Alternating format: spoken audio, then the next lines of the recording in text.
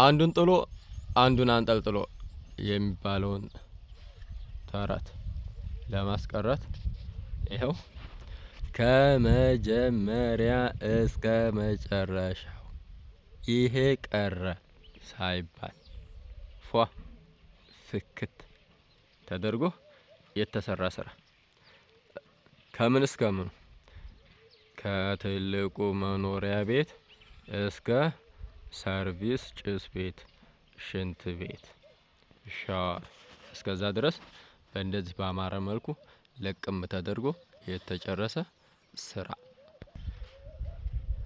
ማሻአላህ ማሻአላህ ማሻአላህ።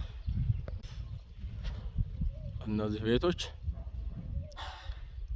ውጫቸው በእንደዚህ ባማረ ሁኔታ ፍክት ፍክትክት ተደርገው ተሰርተዋል ማለት ነው።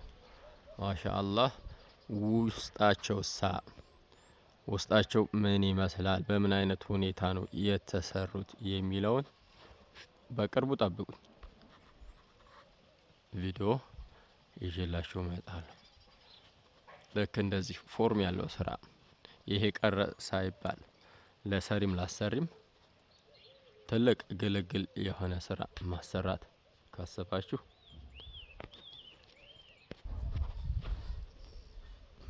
በተደጋጋሚ ስነግራችሁ በቆየው ስልክ ቁጥር